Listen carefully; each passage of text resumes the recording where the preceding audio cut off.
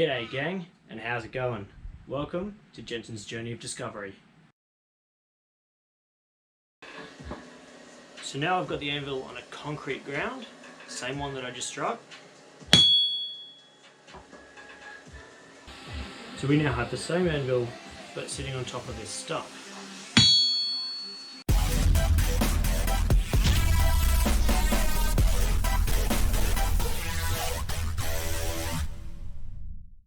A super duper g'day gang, and how you going? On today's episode I'll be righting an abhorrent wrong and will be finally mounting my anvil on the stump properly. You may have noticed in my hot cut hardy tool videos that when I was striking the anvil it was sliding around like an air hockey puck gone rogue. Whilst I've always had the chains around the anvil when I'm using it, I never actually secured the anvil to the log that it so lovingly calls home. But before we get into that, I'm going to explain why anvils have such a seemingly common relationship with chains.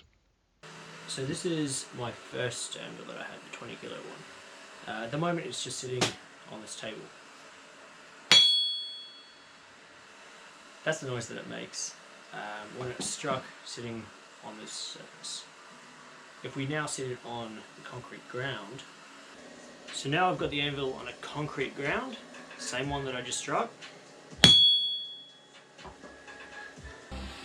So we now have the same anvil, but sitting on top of this stump. Sounds pretty similar to the first one, right? That's because the vibrations of the sound go through the log and disperse thanks to the grain nature of the log. Sitting on the concrete doesn't have that disbursement, so it's a lot louder. If we add chains around the anvil, such as this one,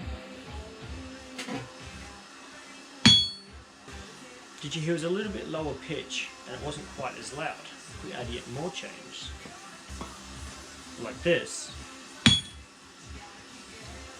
did you notice it didn't ring at the end? The pitch was lower and it wasn't as loud. So blacksmiths do that to protect their hearing. Obviously I fail on that part because I'm often not wearing PPE for the ears. The type and make of the anvil also comes into consideration. So this was my first one, the cheaper 20 kilo one. The anvil that I'm mounting today is more expensive, higher quality, and it really is noticeable when you strike the anvil once it's been mounted and wrapped in chains. Alright, so with that all said and done, let's crack on to mounting my new anvil on top of the stump.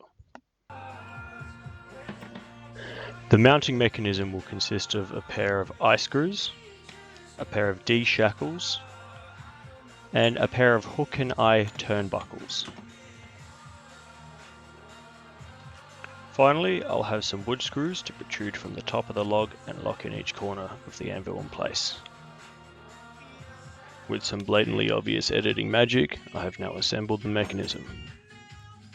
So let's get to fastening this to the log.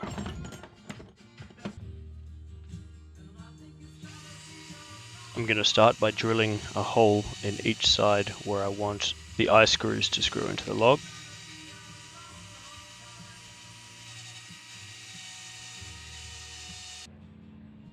So now that the hole is drilled to make the screwing in easy, let's screw in.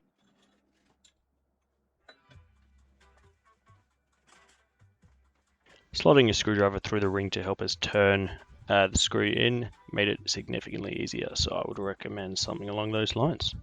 I've also sped this up because we don't want to watch me screwing in a screw for 5 minutes.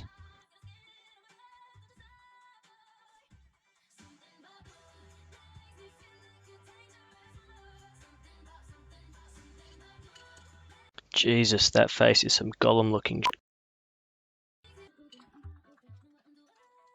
So now that the ring screw has been screwed into the log, it's time to attach it to the turnbuckle. And then attach the turnbuckle to the chain, wrap it around the anvil, and lock that down.